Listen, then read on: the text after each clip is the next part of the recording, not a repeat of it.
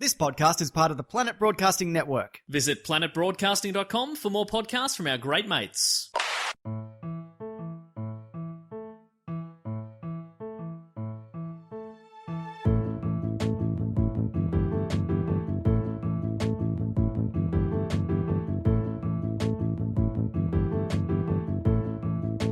Hello and welcome to another episode of Do Go On. My name is Dave Warnicky and I'm here with Jess Perkins, Matt Stewart, and a pocket full of dreams. Oh. Which pocket? Can I have a look? Empty them out. Let's see what those dreams are. What dreams are you packing? Because you're wearing jeans, so there's two pockets at the front, two at the back. Front right. Oh, this is brutal. That is an empty pocket. Sorry, wrong pocket. Oh, he's dreaming about flipping me the bird. Yeah, pulled out the middle finger, the rudest of all fingers. Yeah, I think it is. Yeah. Let me so glad- just go through them. No. No, that's pretty rude, pointing at someone. Hey, because remember when you're pointing at someone, 4 of your fingers are pointing back at you. Actually, only 3 in this case. The thumb's pointing up to God. I'm doing a finger gun. Anyway, lost track there early.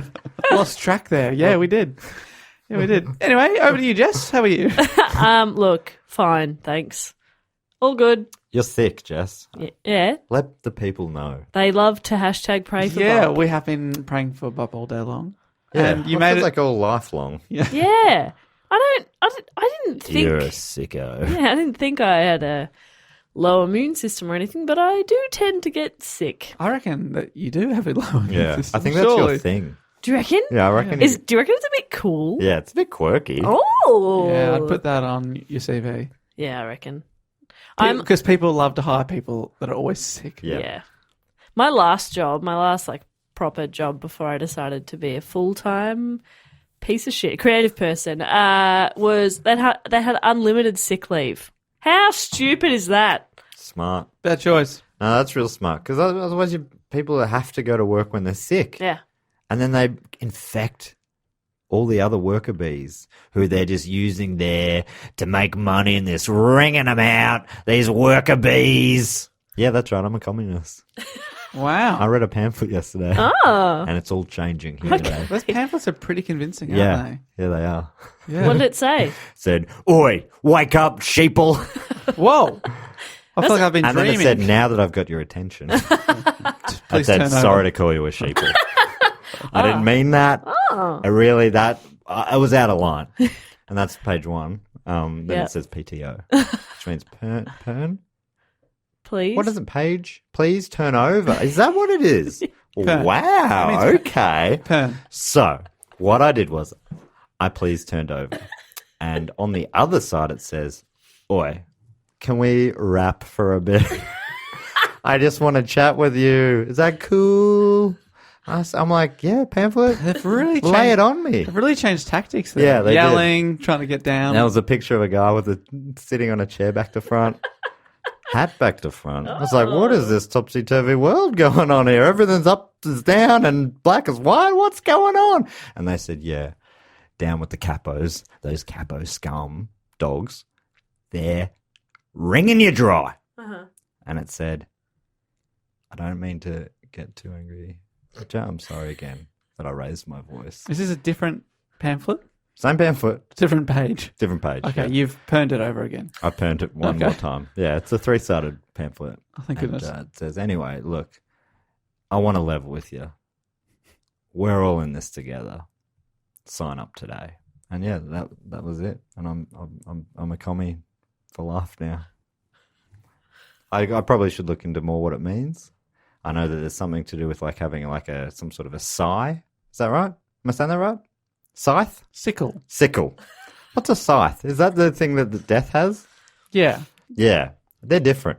Matt, I've just realised that now. Anyway, what are we doing I here? have so many questions about your newfound faith.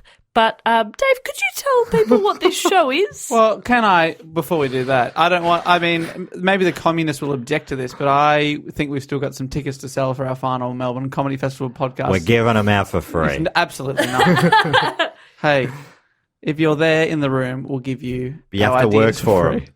I'm going to give you some beige clothes. As I understand it, we all wear beige now, okay?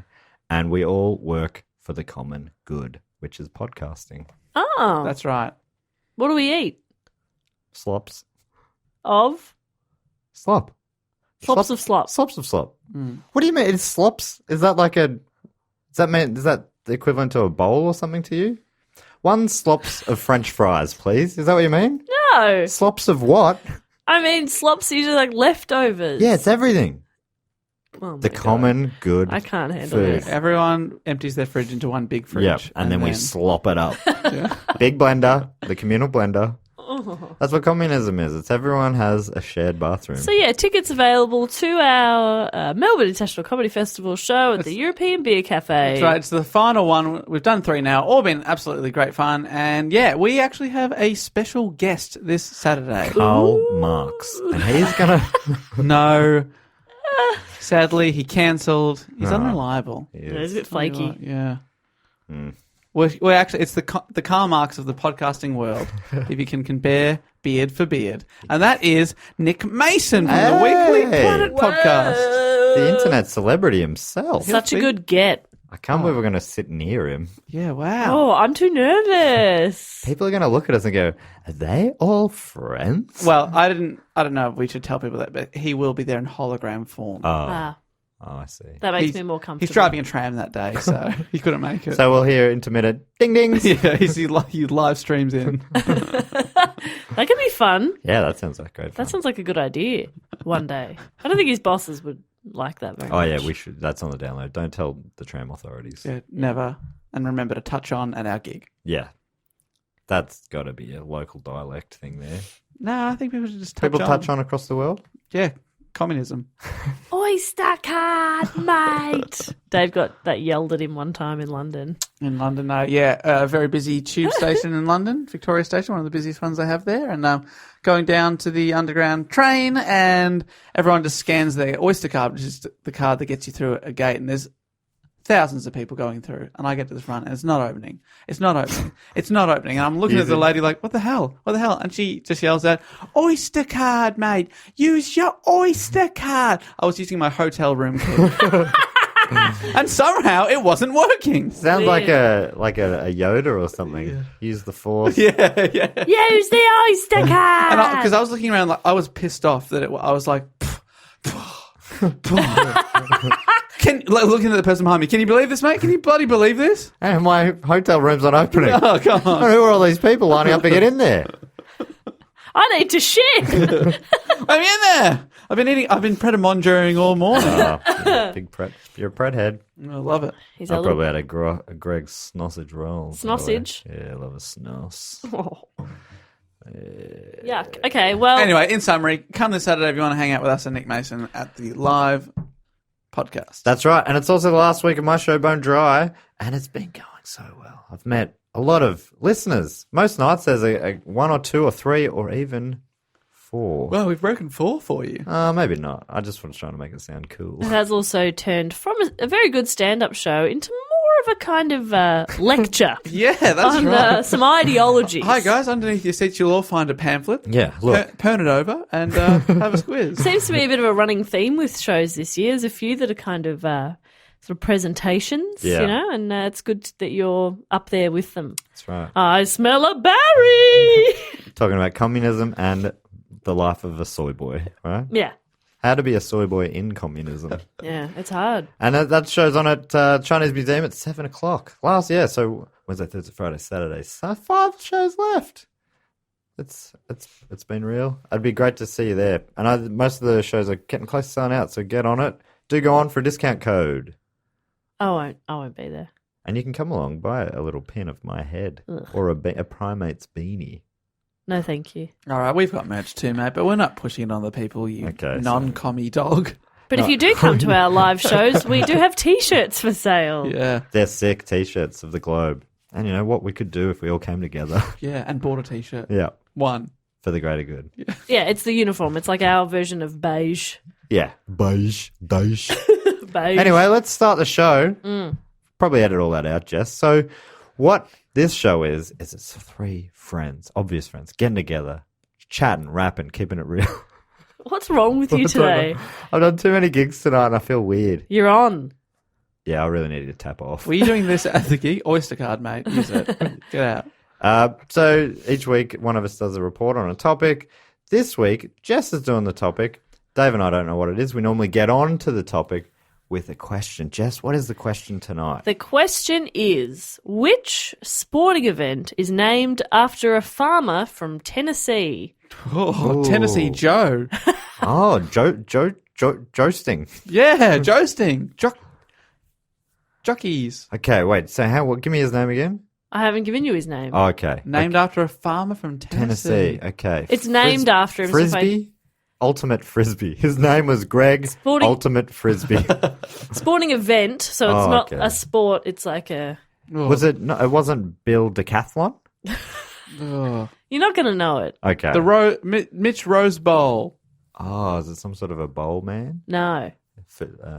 Okay, Super Bowl. If I say his name, do you want to have Yeah, a guess? okay, great. His name's Barry Barkley. Oh, the Barkley, that crazy long race. Yes. The Barkley Marathon. Marathon. You sure it's not the Barry Jig? Yeah, named after Barkley. Or is his Barry name Barry Jig. Barkley? Barry Barkley. Is it really Barry Barkley? That's great. Is his name really Barry Barkley? Yeah. Baba.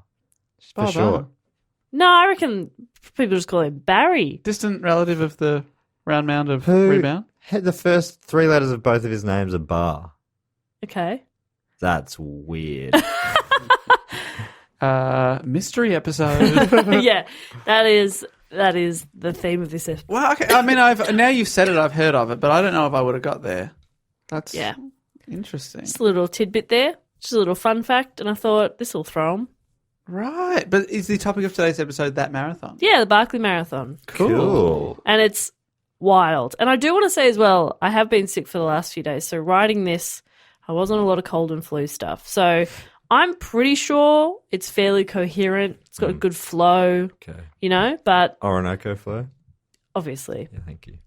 So we'll see. So, bit of a backstory here for you. In 1977, a good year, James Earl Ray, the man convicted of assassinating Martin Luther King Jr., escaped from Brushy Mountain State Penitentiary in Petros, Tennessee, along with 6 other inmates. They were recaptured 3 days later, and despite having been out of prison for 55 hours, James Earl Ray had only made it about 8 miles, or 13 kilometres, due to the thick and rugged woods that surround the prison. And upon hearing this story, a man named Gary Lazarus Lake Cantrell... Sorry, hang on, what? Is that like Gary Lazarus Lake? Yes. Okay, right. Because otherwise his parents were smoking some good stuff. He goes by Laz. Upon hearing this story, he said, I could do at least 100 miles, mocking James Earl Ray's low mileage. He only got 8 miles away, 55 hours. That is low mileage. I would quite buy low. that car. Yeah, big time. And thus, the Barkley Marathon was born. Along with his friend and running partner, Carl Henn, who goes by Raw Dog, they decided to put on the race in Frozen Head State Park in Tennessee. Where'd Barkley come into this? It's just a friend of Laz's. Huh. A friend That's of nice. Raw Dogs. No. Raw Dog. I bet he sounds like the kind of guy I'd drink a few mother cans, right? He'd be into Crusty Demons, that sort of stuff. Raw Dog. Yeah. Sounds like he's only got track here. Sounds like he's only got one eye. And the other one was lost in some sort of extreme accident. Yeah, playing darts With himself. with firecrackers. Raw Dog. He sounds badass. Yeah, I mean, I have been looking for a new nickname. Well, We're not going to call you Raw Dog. I was thinking Lazarus Lake. We'll call you something Puddle. yeah. Oh, okay. Piss Puddle. Piss Puddle. Piss puddle, huh? PP. Who's our little Piss Puddle? Aw. So, Laz and Raw Dog intentionally designed the race to be surrounded by secrets. Oh. The registration process is largely unknown. The race does not have an official website or an email address or anything to make the process easy. The limit is 40 runners, and usually it fills up really quickly the day that registration opens. But you don't know what date opens. Nah. So Matt Mahoney, who's an ultra runner, he's attempted the Barkley 15 times but never finished it. He explains on his website that if someone wants to enter, they must get a person who has run the race before to reveal which day of the year to send an application to Laz. Huh. And I found a link on Matt's website to the entry form for 1995, and some of the details have changed, but the form gives you an idea of the kind of attitude, the whimsy of the race. So this is what it says. This is how it starts. It says, "Put this down. Get away from it. You're holding a one-way ticket through the portals of hell. One way in and only one way out. The Barkley is not the most imposing 100-miler. Only 2,000 feet separate the highest and lowest points. Yet somehow, year after year, nobody finishes. Why? Because eventually everybody quits. Maybe it's the endless gut-wrenching climbs. Maybe it's the leg-wrenching descents. Maybe it's the Sawberries and blackberries. Maybe it's because the Barkley is truly man against the mountain. We don't have the cute little glow lights every 100 feet. If you can't find your way, you shouldn't be in the woods. No gourmet stands every half mile. You're lucky we put out water." Where is the water? There's 2 water stops. Right. Whoa. On how long of a run? 20 miles per loop. I'll get to that. So the Barkley, this is still on this application form. It hasn't got to the application part yet. This is just a pre-ramble. Okay. It says, "The Barkley is not for the pretty boys. The Barkley takes away your... We're out. Damn it. I was thinking about joining. Until now, it sounded so appealing. Yeah. I love Put this having down. a bad time. Put this down. Oh, I won't. I'm a pretty boy. I won't put it down. Yeah. Oh, it's not for pretty boys. Well, fair enough then. Good day." The Barkley takes away your speed and leaves you a struggling shadow of yourself. The Barkley runner must be tough. 1,000 foot per mile elevation change exacts a heavy toll. Yeah, a lot of it's written really well. He must be savvy. Finding your way with a map is easy if you know how. Knowing where you are on a remote mountainside at night requires no little skill. He must be self-reliant. At the Barkley, we provide a venue and render it reasonably safe. The rest is between you, the mountain, and that little voice inside you that says, "Mummy, it's too hard. I want to quit." Wow. This is fucking mental. How does it know that voice exists in me? Do you have, you have that voice? Yeah, Every we all day. have that. Mummy. And some of these things have changed since, like in 1995, it said the time limit was 36 hours, but that was because, it was 55 miles in 36 hours or 100 miles in 60 hours as your time limit. The location is Frozen Head State Natural Area. Don't ask if you can't find the park on your own, then you don't belong out there. Like, just find us. Right. The requirements, rigorous requirements must be met. No women, they are too soft. This has since changed and lots of women have competed. I just want to point that out They're now. like physically too soft to the touch? Yeah. You were just saying off pod Well, this is going to sound weird. that you've never touched a woman's face. Wow, that was in confidence, Jess. Let me just stop you there. I will not allow you to provide any context. Jess, do go on. Thank you. No children, they are too small. No Californians. This race is not cool. No soccer fans. Soccer sucks. No Marines. They don't biodegrade. No Yankees. We don't want them buried here. No wimps, worms, slugs, or weenies. They don't got what it takes. I mean, weenies. Why would weenies be entering? I don't know. Until now, the weenies, Yeah, they're like, of which yep, I tick, count tick, myself, tick. were like, this is great. Filling everything Sign in. me up. Yeah, I'm not a Marine. Don't worry about that. I reckon the slugs, if you release the slugs, I reckon they'd be able to do this. Yeah. Release the slugs. Not in the time limit, which I'll get to. Oh, right. Yeah, that's the thing about slugs. They take their bloody time. Yeah, But they get results. Get the job done. Yeah. It says, and most of all, no health fascists. We encourage smoking during the race. And then all entrants are required to complete an essay on why I should be allowed to run in the Barkley. Oh, okay. So you have to be smart as well. If it's your That's first physically time, good. you got to put in an essay.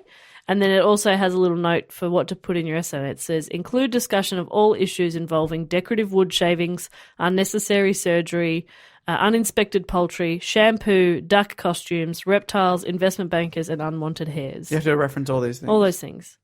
And then you send your entry to idiot at 233 Union Ridge, gives an address there. It's a real hazing sort of procedure. You fill out your name, age, and it says in brackets, in Mercurian years, and a year on Mercury takes 87.97 Earth days. So you got to put that in. Okay. Your address, sex, yes or no. Yes, please. Sign me up. Hat size and favourite parasite.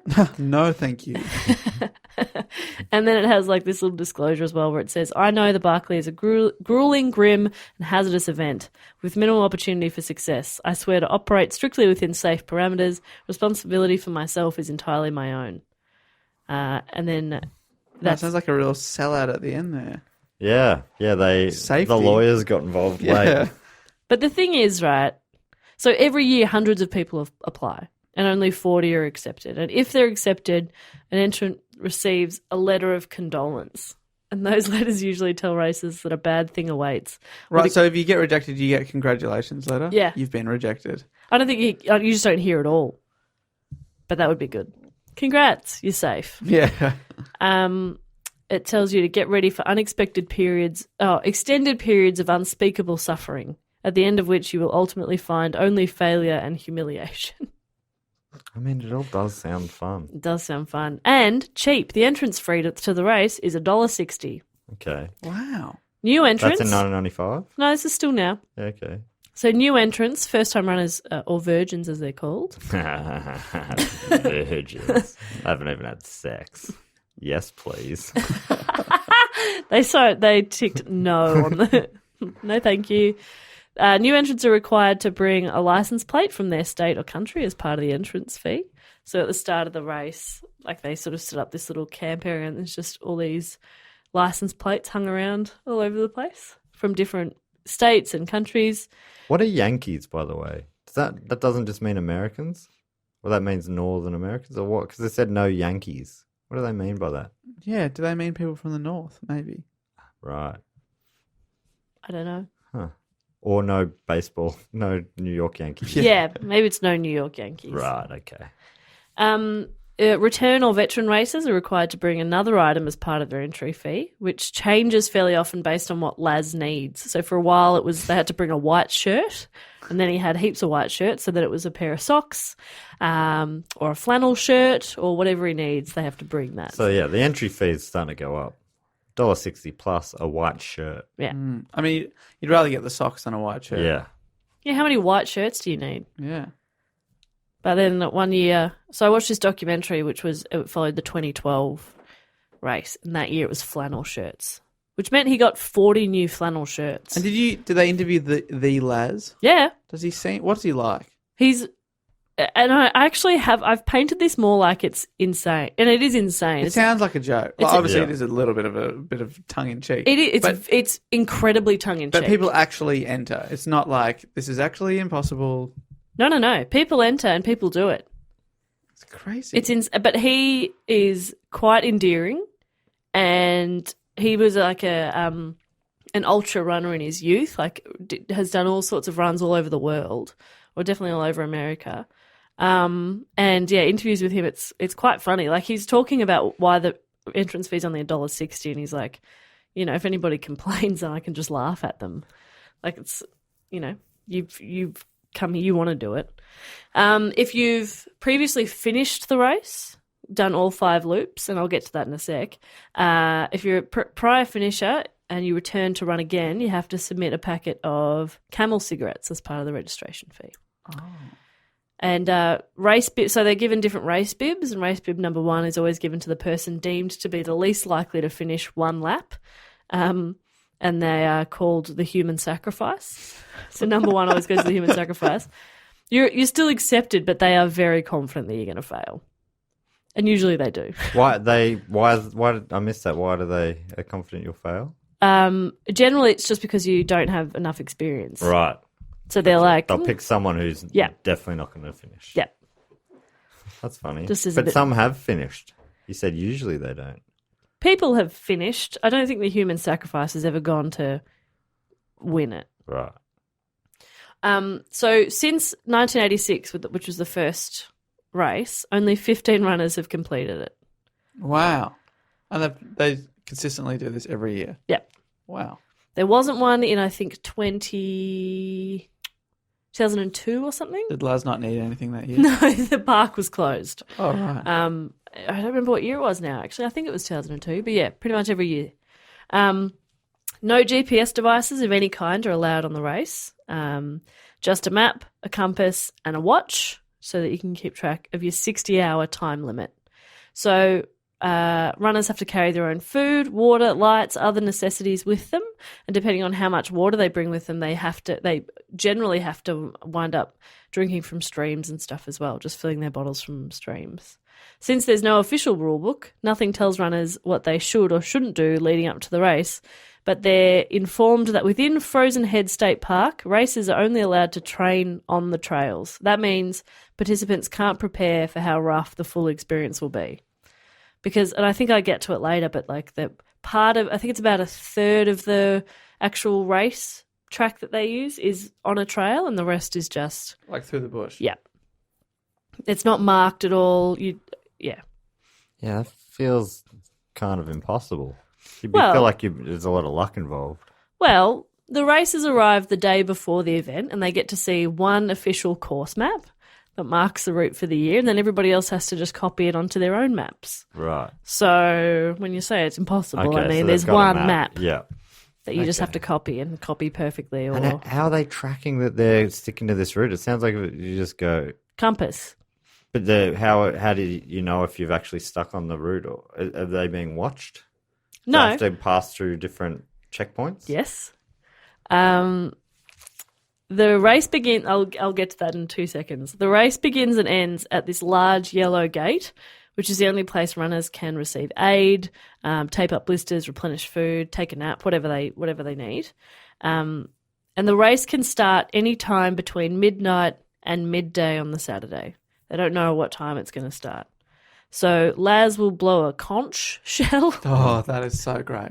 At any time between midnight and midday, he'll blow that, and it means that the race is going to start in an hour. And Yeah, Matt, right. the man of 1,000 noises, can you just remind us what a conch sounds like? Yeah, I blow conches all the time. Yeah, I'd love to Doesn't hear. normally signify the start of a race, though. What do you usually signal with? Normally, that just means that I got something to say. And it sounds like?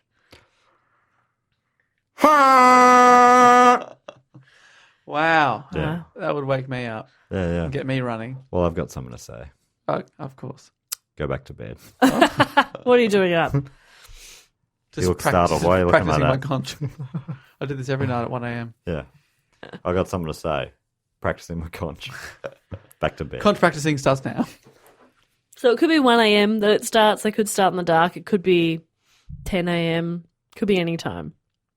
So a lot of them, and in every documentary I saw, a lot of them do not sleep well the night before because they're just waiting for it. Because imagine you wake up and everyone's already left. You slept through the conch. Yeah. That would be... How do you miss the conch? Oh, no. That's the tricky, because you also don't know how early you want to sleep, because you wouldn't want to be up all day to midnight and then the race starts when you haven't had a sleep. So you Yeah. want to sleep early, but how early? If it's going to be a midnight run, you probably want to sleep at 6.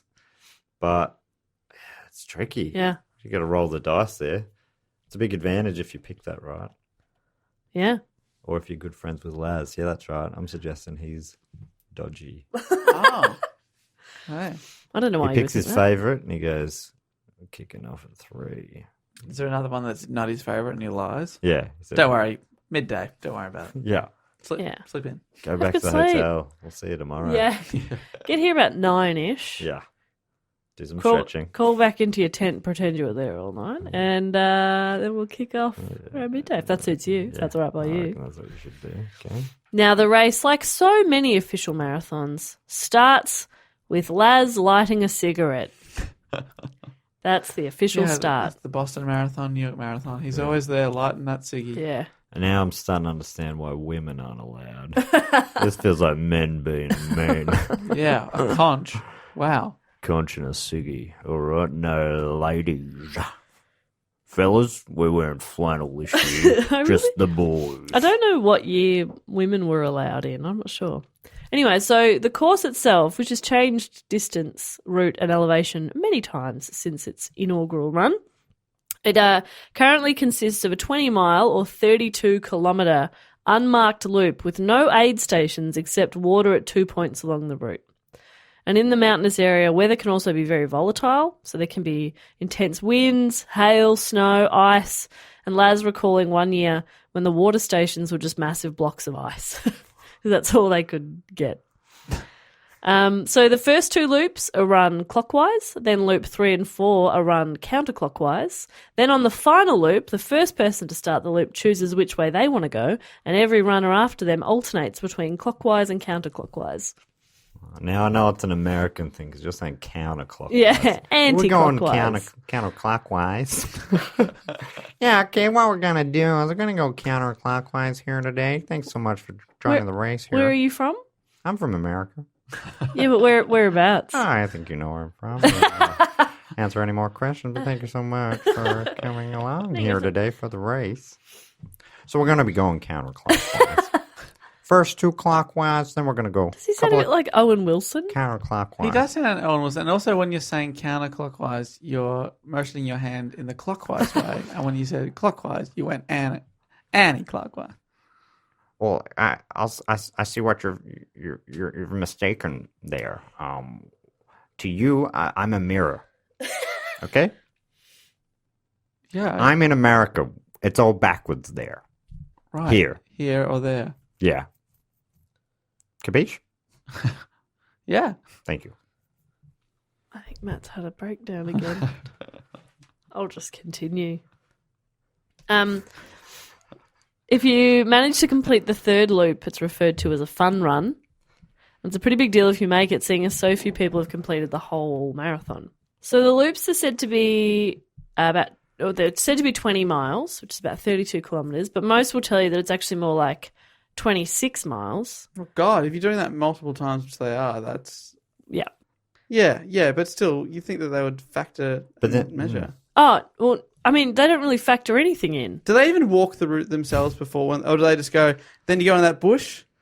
No, they walk it before. They don't walk the route, they root the route. They're real men. They bloody... Is rooting an Australian thing? Yeah. Yeah, we root a lot here. We do a lot of rooting. So if they say it's 20, but it's more like 26, which actually means that if someone completes the whole race, they've actually covered a distance more like 130 miles rather than 100, which is about 210 kilometres. That is so insane. That's a big jump. And the fun run alone, so the 3 loops would be about 78 miles or 126 kilometres. So it's huge. And you have a time limit of 60 hours to complete all 5 loops, which is an average of 12 and a half or something per loop. And this answers your question from before, Matt. So in addition to running it, competitors have to find somewhere between 9 and 14 books along the course. The exact number varies each year. And they have to remove the page that corresponds to the race bib that they're wearing. Right. And they have to have that. They have to present those at the end of the loop. Laz counts them. So that's proof. That's proof that they've Has done the whole anyone track. ever fucked someone else over by getting number 10 halfway through and just throwing it into a bush? Oh, yeah. Imagine that. Brutal. You get to the book and someone's already ripped Your your number page out. is gone. I feel like this is a gentleman's race, Dave. Yeah. It does feel a bit like I mean, that. these people are very trustworthy. I bet you Laz is a big fan of Hemingway. He's got a real Hemingway vibe about him, right? Real man, books, cigarettes. Am I right? Is this... Cigarette. That's good stuff. Wow. Getting a real vibe for this country. Yeah. It's God's country. They get a new race number at the start of each lap, so they have to then get a different page from the books. So you're not just... You can't just have the same 10 pages and be like, see, I did it. Did it again. Did it Quite a again. few logistics, really, for lads to set up here. Yeah. It's quite a bit. A lot of the books also have titles that Laz finds funny for the event. Titles like What Did I Do Wrong and The End, and a lot of mountain-related titles. That is funny. It's good fun. Mountain-related Mountain titles related. is funny. He's a real card, this Laz. He's a kook. But also, you're ruining good books. Yeah. What are you doing? Stop ripping out the pages. Don't dog-ear them. Get a bookmark. He might be a big Kindle guy. Yeah, he strikes me as a big Kindle guy. Yeah. If you saw a picture of him, you'd be like, oh, yeah, he's got an iPad mini. A man that has 40 flannel shirts. Yeah. 1 year he wanted Kindles. And he's never looked back. No, he's got so many. He's got 10 in each room of his house. Wow. He's got 4 rooms in his house. Oh, I That's didn't all realize I this guy have. was doing well. How many rooms have I got in my house? Oh, we're not. No, room doesn't mean butler's pantry, Bob. Room is just any full walled part of it. Hey, not my parents' house, okay? I'm out on my own now, Oh, okay? Yeah, her butler's pantry is slightly smaller these days. Yeah. and so is the butler. Yeah, I've got a little butler. Yeah, it's a puppy dog. Oh. Puppy dog butler. It's real cute. That's a sitcom. That's a sitcom. Nobody There you go. steal that. Yeah. That's cute. Matt, we're going to be rich. Bop and the Beagle Butler. Stop it. So the course loop runs through terrain features that Laz and others have given nicknames like Rat Jaw, Testicle Spectacle, and Checkmate Hill. And the course changes every year. So even if you've done it before, you can't really remember exactly But is how there it was. always a testicle spectacle? Yes. Because once you come up with that, you're not giving that name. Stop Yeah. making a spectacle of your testicles. So or is it like glasses? Like someone's dropping their balls on someone's nose, so it's like they're wearing someone's balls like glasses. Yeah. Is that what it is? We've all done that. But only it's a tree that looks like someone's putting their balls on someone's eyes. That is cool. Yeah. This is so badass. It's pretty rad. Yeah, and like I said before, there are some trails through the park, but at least 2/3 of the course is off trail. So there's a lot of climbing involved, and it's mostly uphill. Right. I have a pretty wild fun fact that I'm saving till the end. Yes. Sizzle. Maybe it's not that good. It's pretty interesting. Anyway, in an article that I read on Business Insider, do you guys know that's a thing? Yeah, I've been in there. Oh. They interview a woman named Amelia Boone, who works as an attorney for Apple and is a 3-time champion of the world's toughest mudder competition and a Spartan race world champion.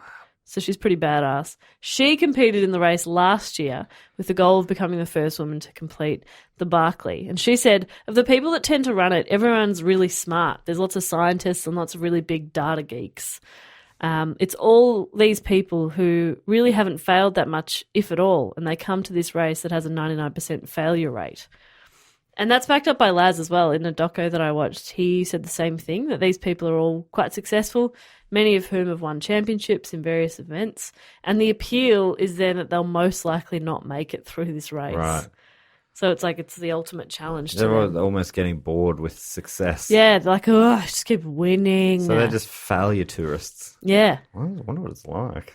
They're going, and everybody starts sort of hoping that they'll make all 5. But like most people don't make it past 1. Right.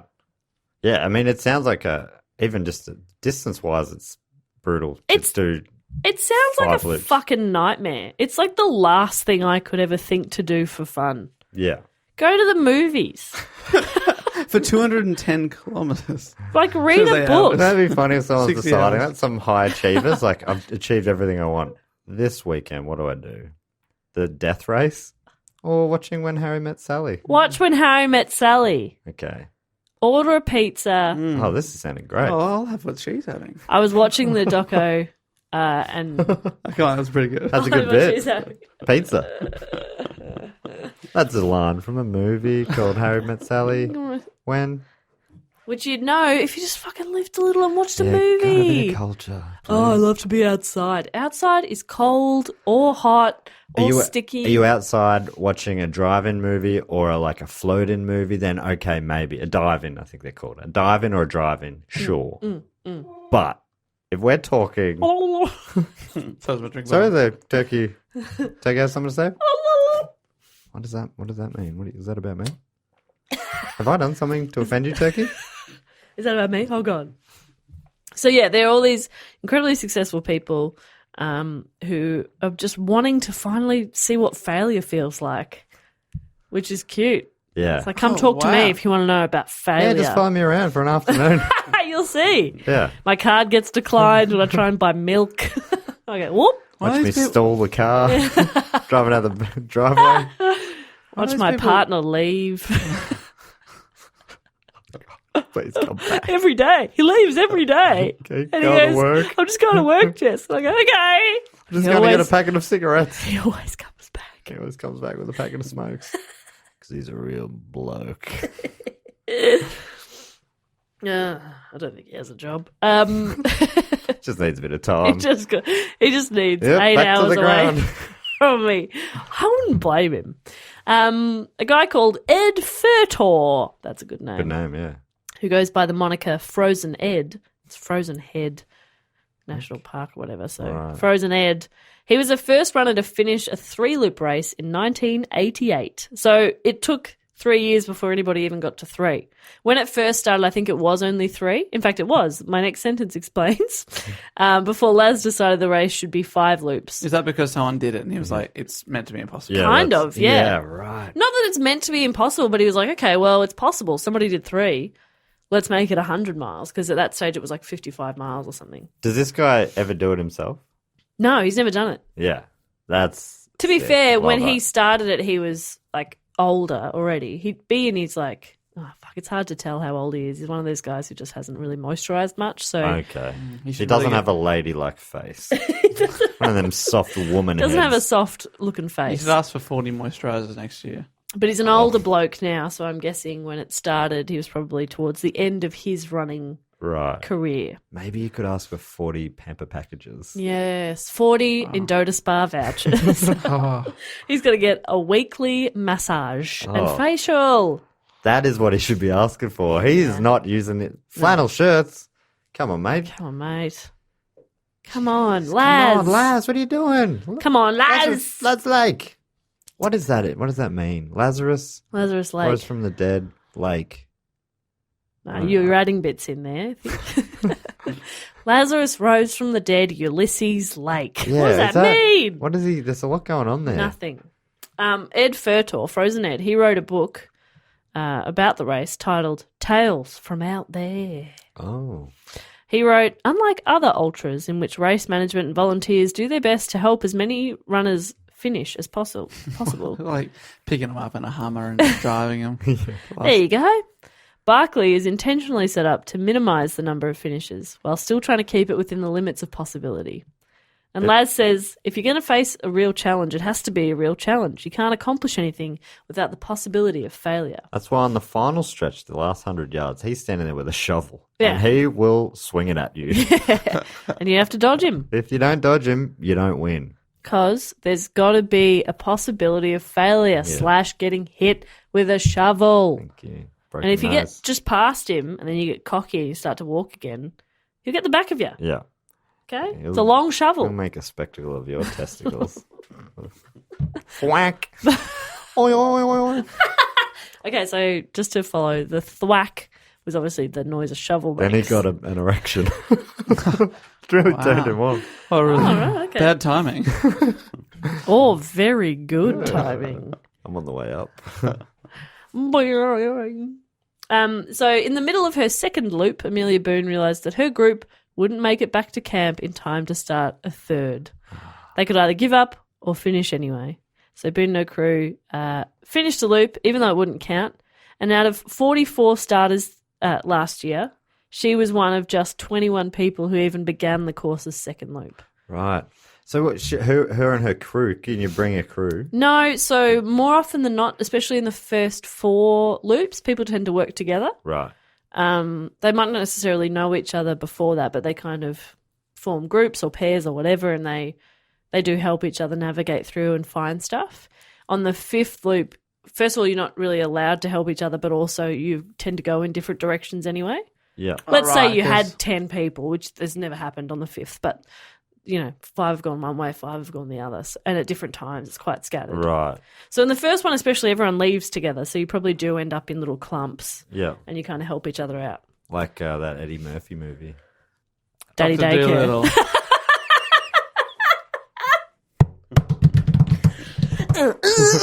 Still got it. 3.5 years later. Shrek the Third. That'll do, donkey. That'll do. Is Boone at all related to the great David Boone? I can only assume It yes. does feel like Booney'd be up for this challenge. Great Australian cricketer Yeah.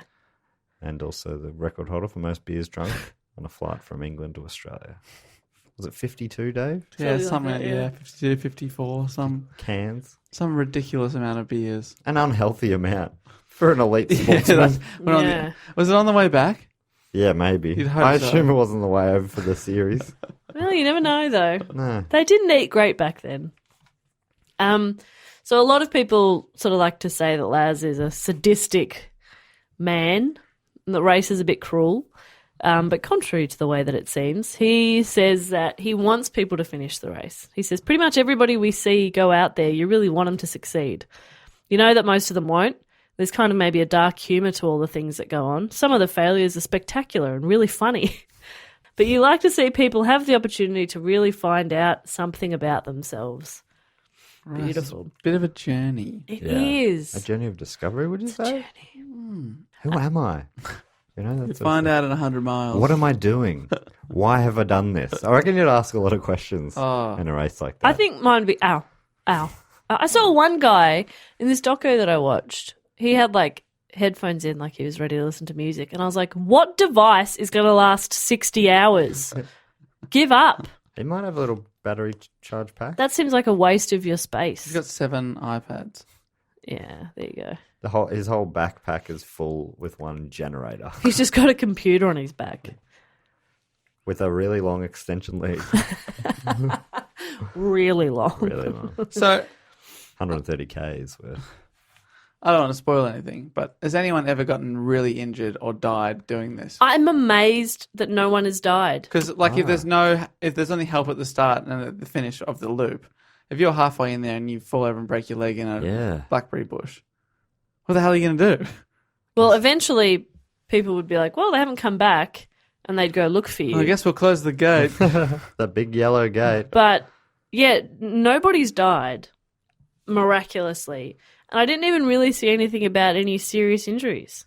Like, their legs are all cut to shit. There's like, I forgot what they called it in the doco. There's like a certain kind of shrubbery. Shrubbery. That's really sharp. It's got like really sharp little, what do roses have on them? Thorns. And yeah, so their legs are all kind of scratched.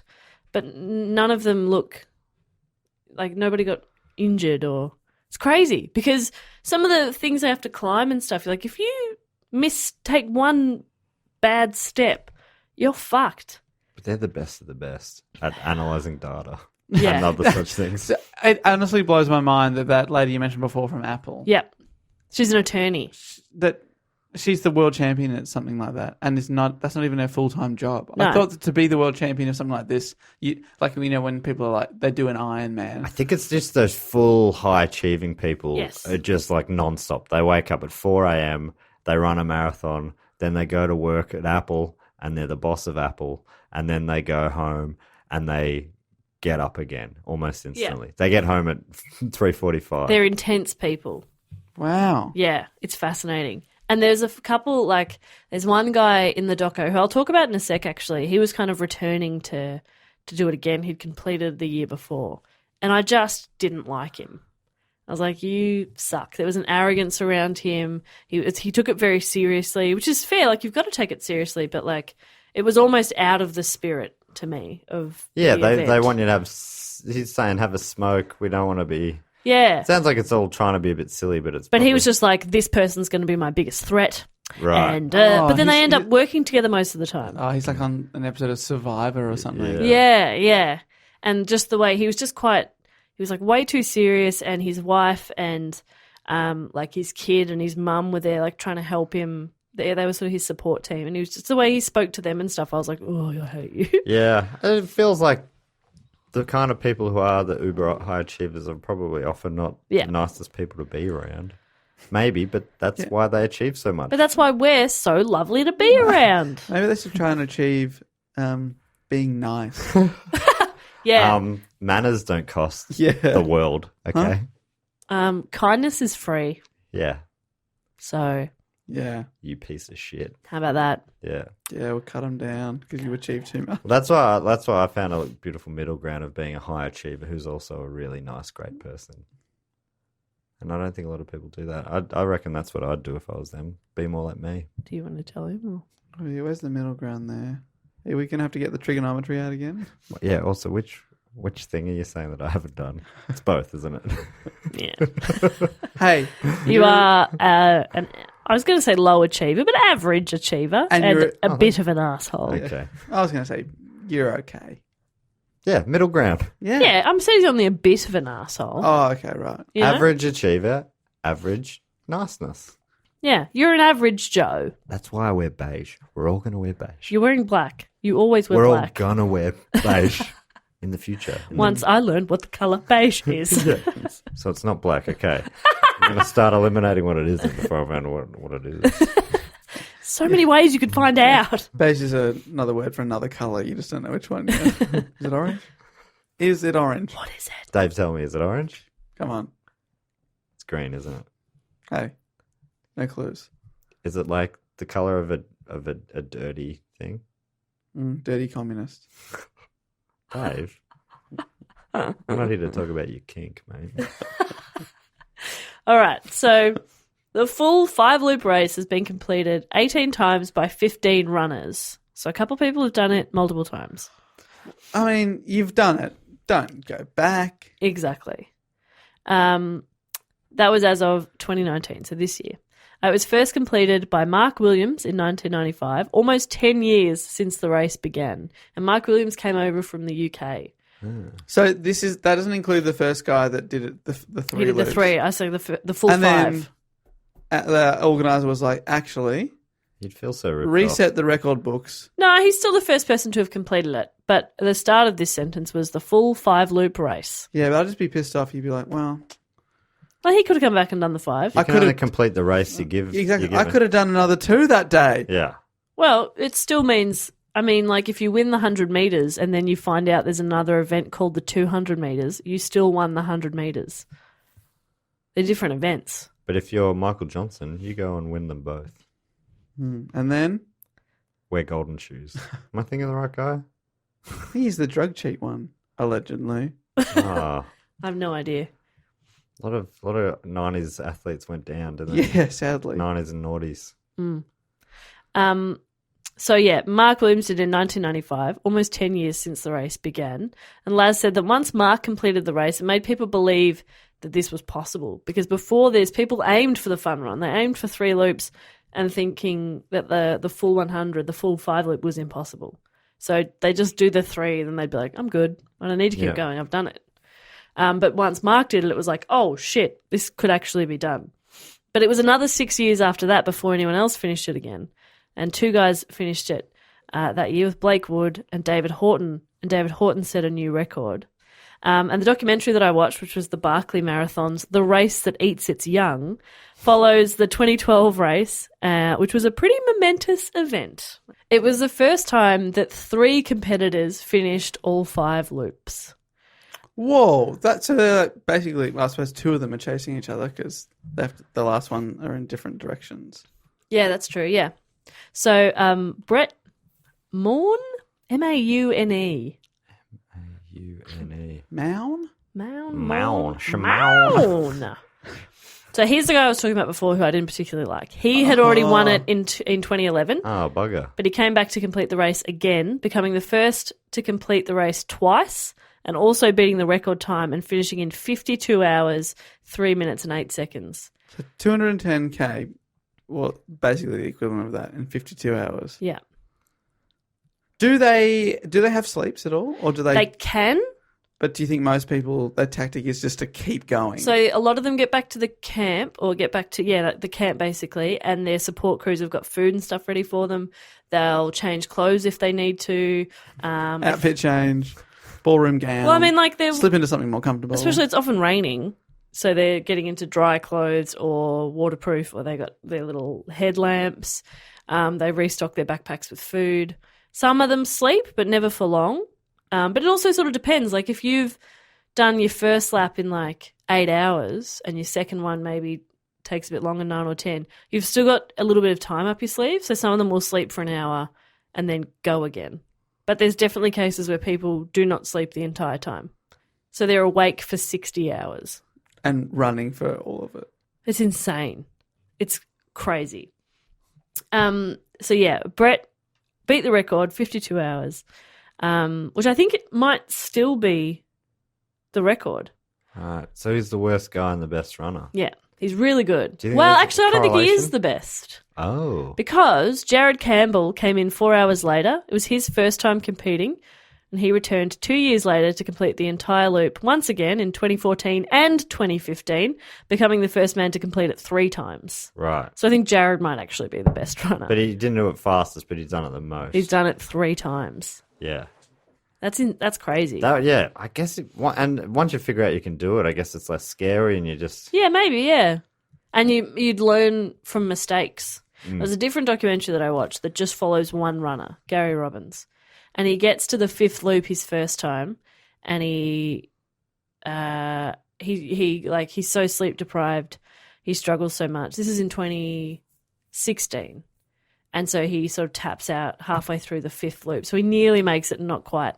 Comes back the next year and has like the same problem. Ah. He got lost, and it was raining really heavily, and he ended up sort of having to turn around and come back the wrong way. Right. And then he was like, I'm going back next year, which would have been last year. And I looked it up, and he made it to 3 loops. Oh, so it went backwards. Yeah. And I Okay. don't think he did it this year. So it's like, I don't know what happened there. Wasn't able to quite crack the Yeah. code. But he was a lot more likable. Right, was that's like, why I I like didn't do this so guy. well. Yeah. Yeah. Were the camera crews following him the whole way around? They don't follow him the whole way. A lot of them will have GoPros on, so they use Yeah. a bit of that footage, or the camera crew will go to like a certain point, but they can't follow him the whole time. How about the guy who finished it 3 times? He's going there to learn what failing is, and he can't even He can't fail do the it. impossible task. On his first go, he came in second by only 4 hours, That would have felt like failing to him, maybe. maybe. Just let me fail, please. Body, fail on me. No, just keeps running. Yeah, my legs just won't collapse. So the other person He's got a butt that won't quit. There was one other person who completed the Barkley in 2012. There was a guy called John Figivaresi, and he was a Barkley virgin as well, but he made it with just 18 minutes to spare. Oh, sick. And so in the doco, they're all kind of like, come on, John. They're like, They're how long's he got? supporting. Oh, no, everyone's super supportive. Yeah, right. And one really cool point that Laz makes as well is that when you do get down to like there only being 3 or 4 people going, when they get back to camp, it's not just the 2 or 3 people they have there supporting them. You've got all of these people who have tapped out but want someone to succeed. Yeah. So you've got all these people, all these experts in their field who are like, here, let's do this. Oh, you've got blisters. Here, I've got this thing for that. So they all help each Right. other out. It's actually a really nice sort of attitude I and pictured community. it turning into a real big party. Maybe. They'll They get a bit Getting crazy. a bit silly. Get a bit silly. So, as of 2018, about 55% of the races had ended with no finishes. That happens quite often, 55% of the time. That's nearly more than half. Or is that more than half? Dave? Nearly. Nearly. Okay. Because it's out of 115%, isn't it? So close. Yeah. Couple of little fun facts to finish up. So when a runner drops out of the race, there's a bugler who plays taps upon their return. You know what they play at like military funerals? Oh. They play that. What does that sound like? It's like I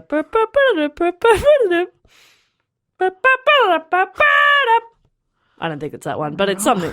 They play the bugle to signal you failing. Like you're out. Yeah, you're done. You're quitting. You're out. Bugles. It's a noble instrument. So it started with a conch and it ended with the With the bugle. bugle. Yeah. Oh, that's lovely. That should be the title of one of their books. It starts with a conch and it ends. Started with the conch. Whoever knew it would end with bugle. Despite that entry form from 1995 saying no women, the best women's achievement is Sue Johnston. She made it 66 miles or 106 kilometres in 2001. She made a fun run but didn't progress any further. Still, go Sue.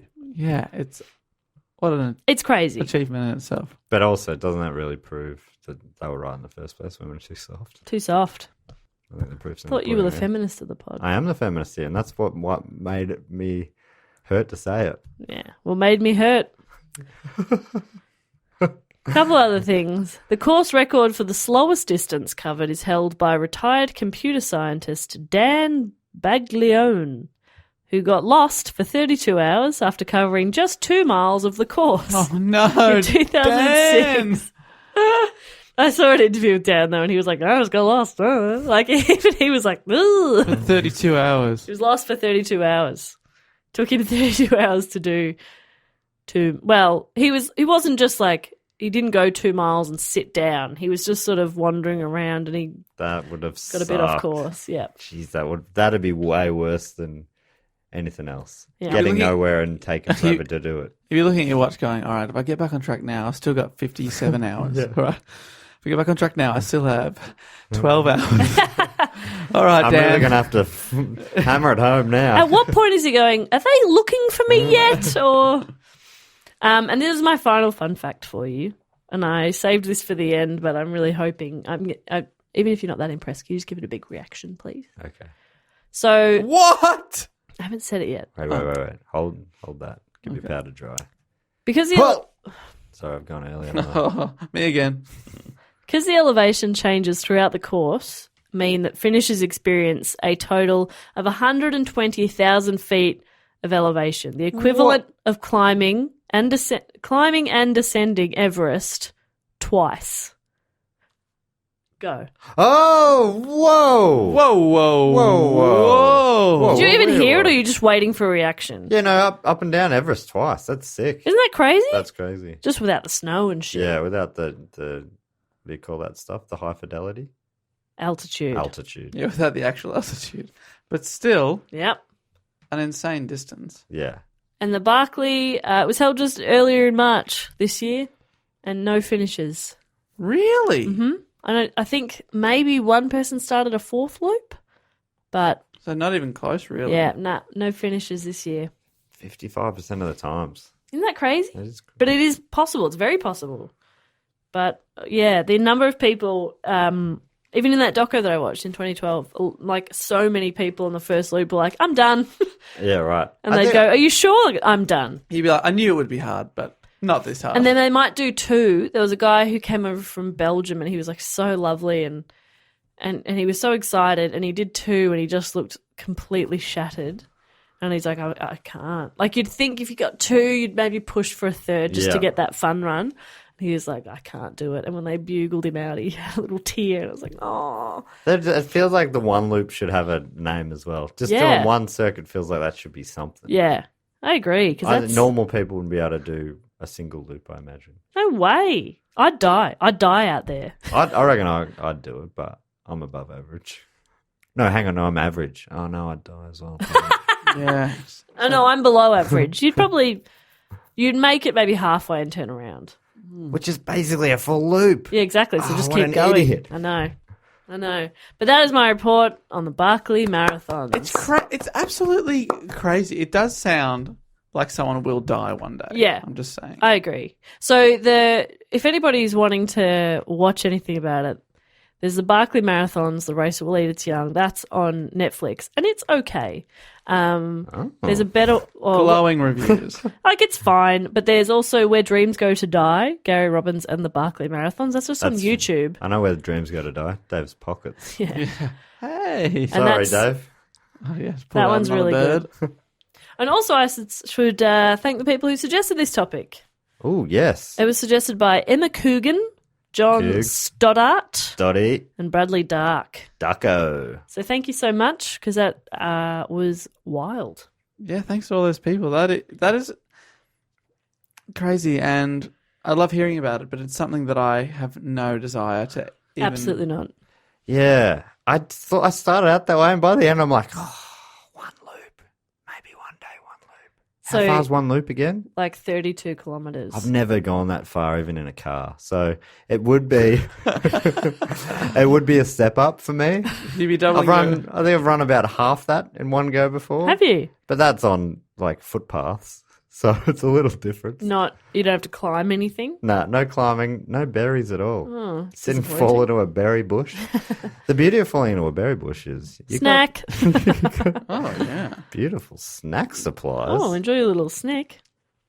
Yeah, so that brings us to the end of that report. And a fantastic report it was. Thank you.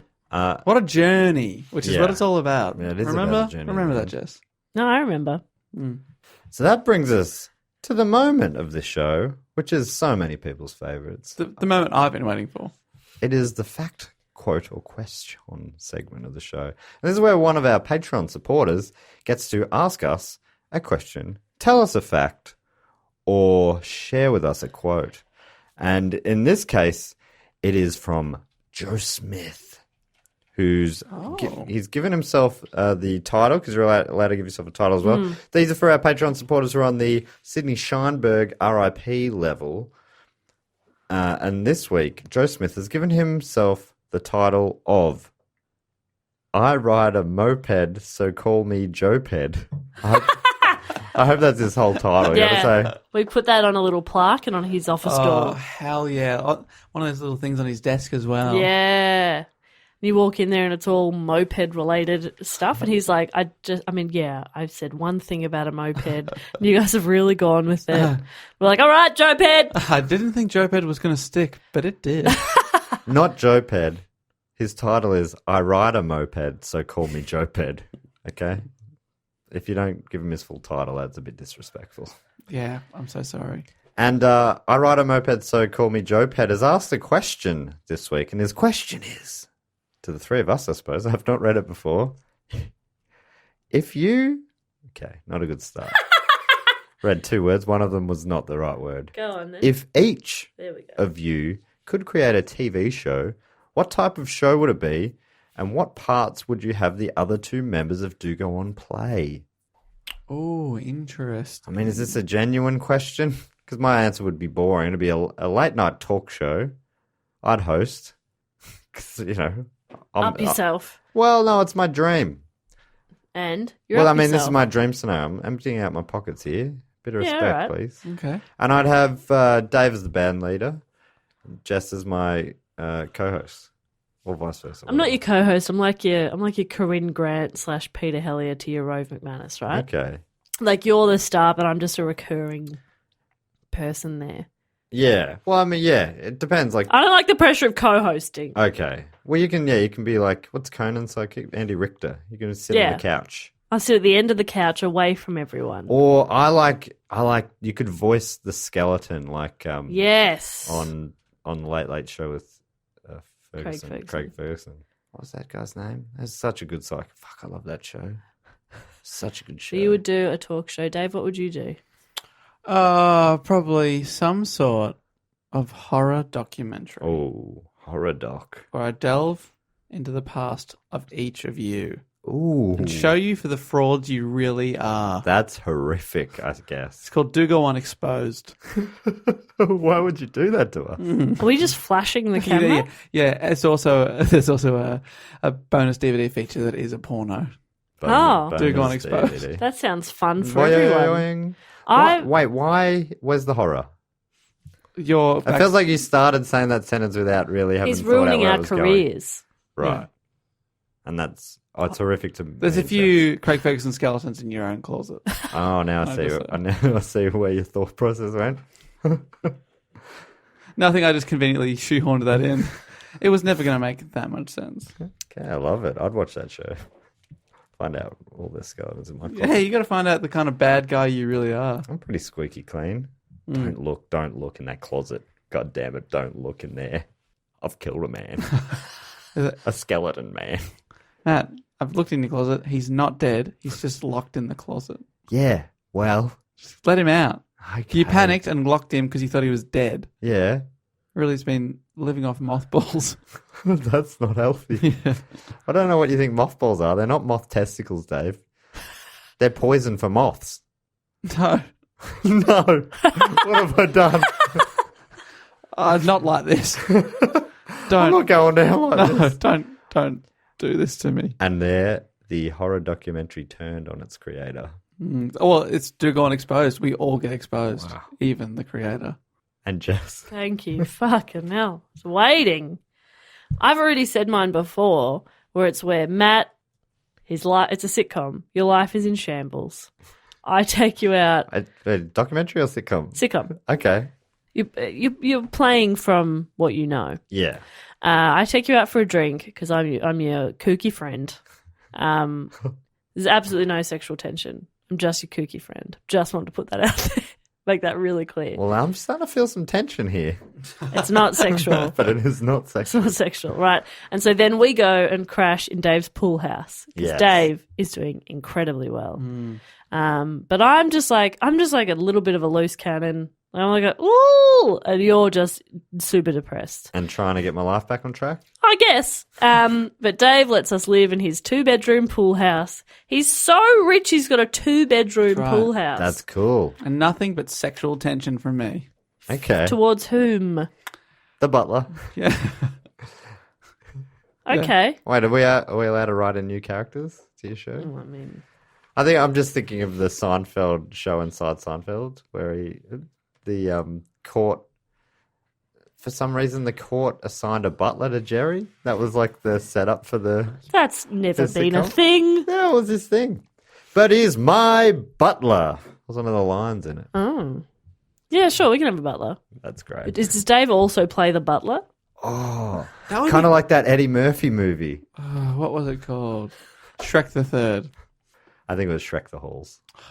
So close. I always get those two confused, Yeah. you know? They're similar, but very different. They are, yeah. Yeah, Shrek 2, back in the habit. Could I please move on to the next Patreon segment where we Please. thank some Patreon supporters? And everyone who supports us on Patreon, I think on a certain level and above, they get a Emotionally. shout out.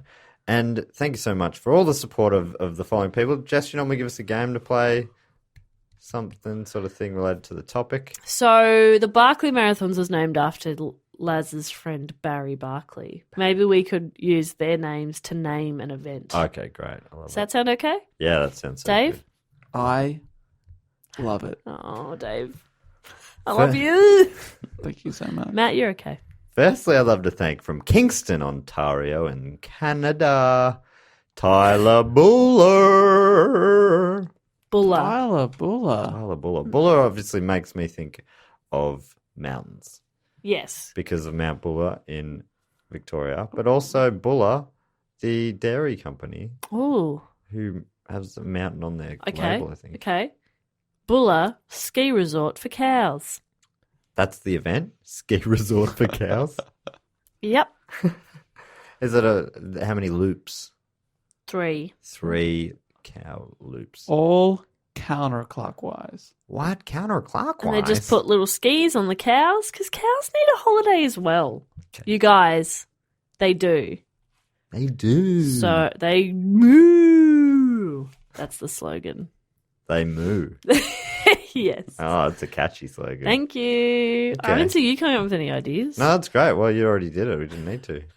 Thank you so much, Tyler, and congratulations on your new event that's named after you, the Cow Resort, And the Ski great- Resort. The great part is Yeah.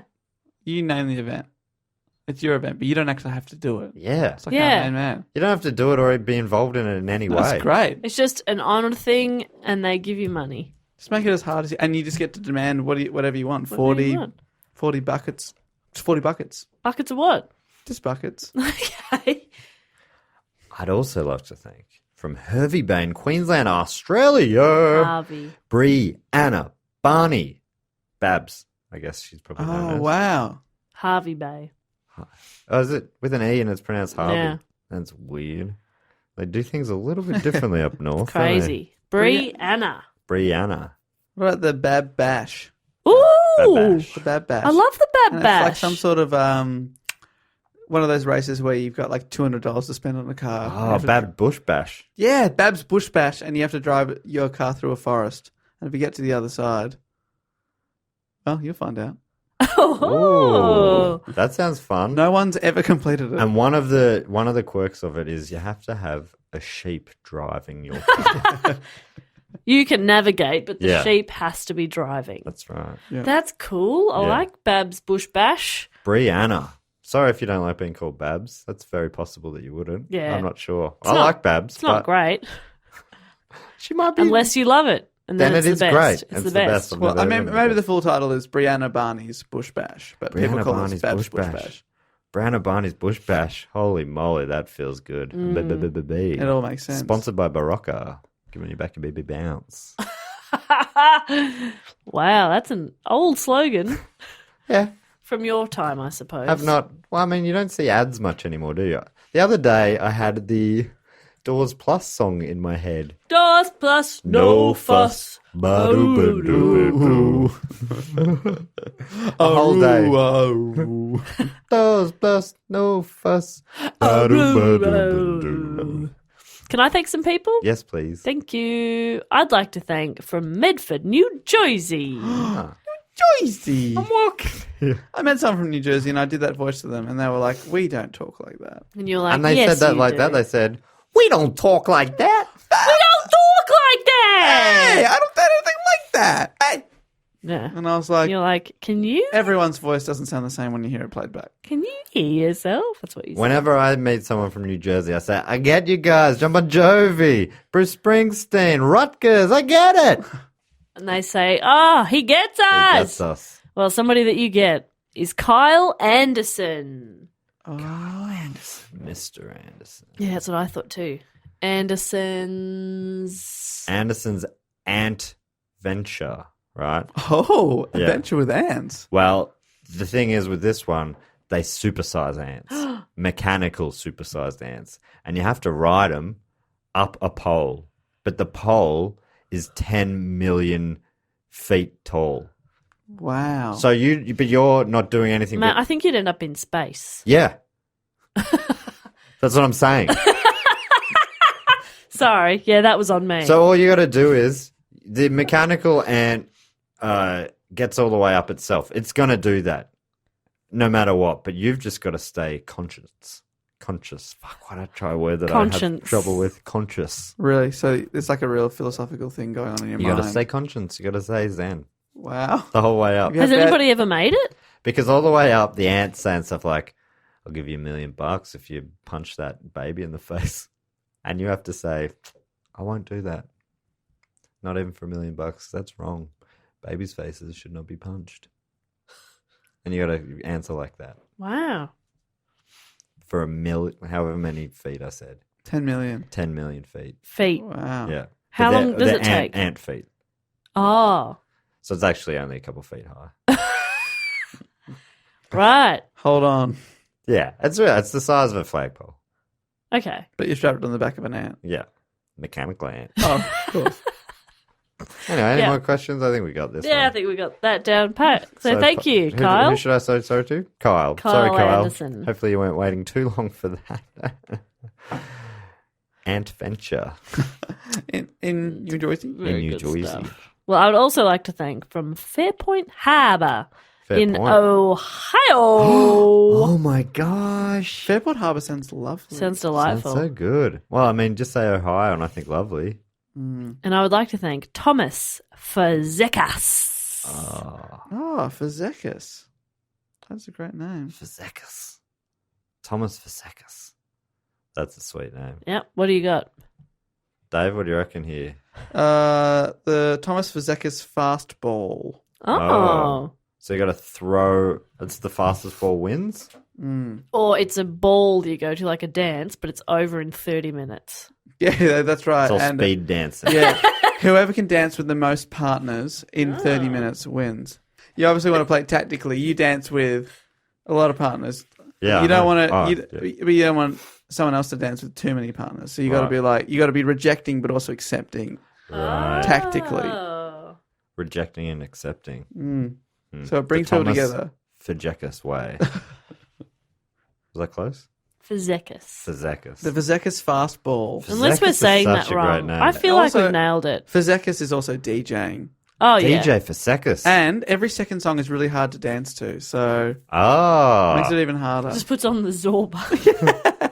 that's easy to dance Not to. at the start when it's really slow, and that's all he plays. And then once it starts to pick up, he changes it to something else. Yeah. He changes it to Shania Twain. You're still the one that I love, the only one I dream. Yeah, it alternates between Oh. those two songs for 30 minutes. It's Oh, still that the does one sound- I The record want is 1,100 separate for dances. Whoa. life. And it's held by Thomas Fazekas himself. Yeah, He was DJing whilst dancing. he's Yeah. amazing. He's a double threat. Incredible. Dave, would you like to thank some people? I would love to bring us home, thank you, by thanking not one, but two people in one go here. Whoa. This is a big shout out to Brian and Laura from Colchester in Essex. Well, thank you, Brian and Laura. Hello, Brian and Laura. Colchester. Oh, wonderful. Well, we don't have a surname there, so we're going to have to use Brian and Laura. Brian and Not Laura. that isn't an absolute treat. I don't know if you're related, if you're just friends, if you're a power couple, perhaps. Yeah, I think this one is going to be a space race. Ooh. The Brian and Laura space race? Yeah. Trademark. Yeah. So it's the first one to make it to the dark side of the moon, right? Which isn't a real thing, is it? And what they have to do is get there and then make sure they've also got to bring a big blanket to make it shadowy.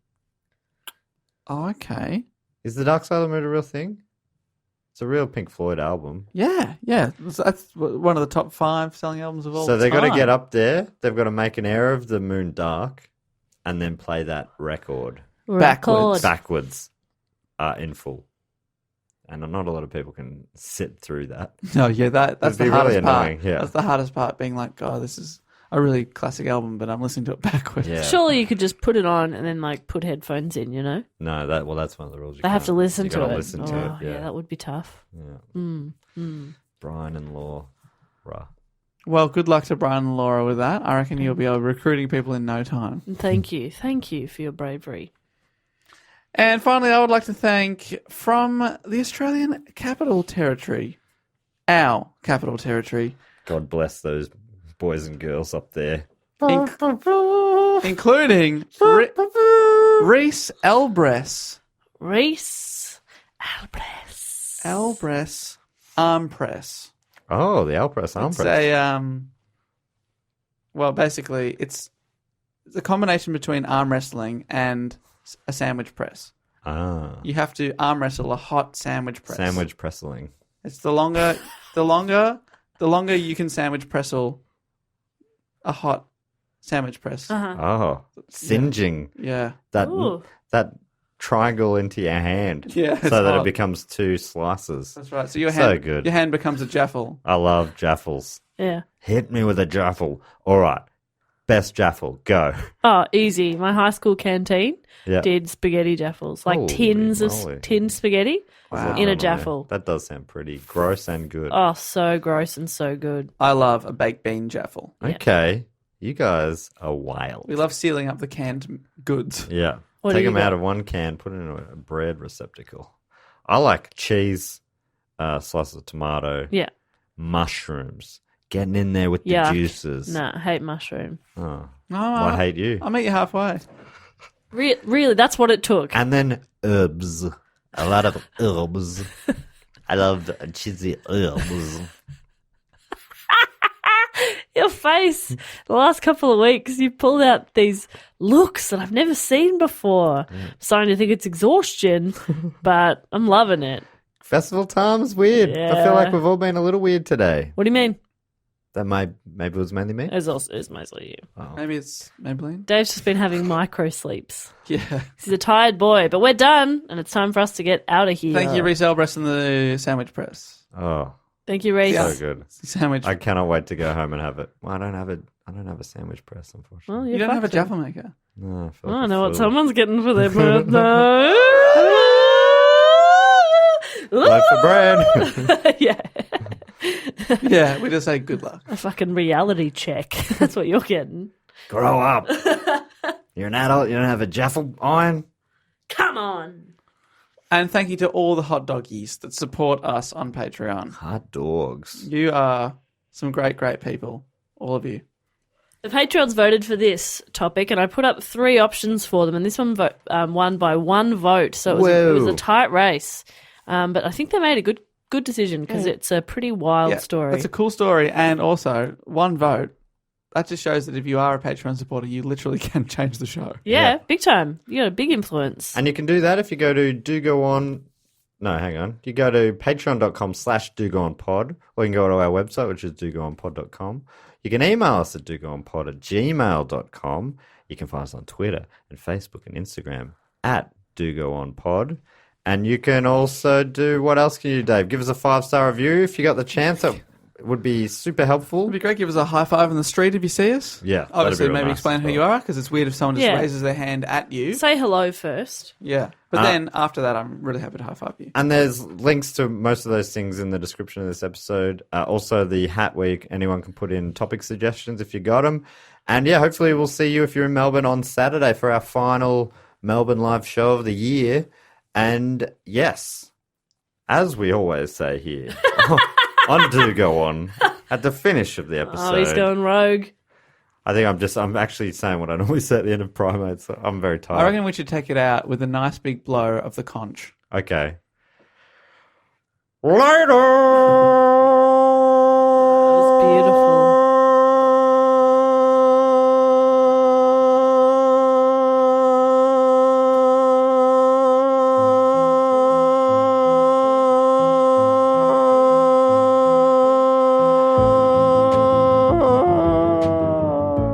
People have turned off. Yeah, wow. Whatever they're listening to, they've thrown it out the window. They've tapped off.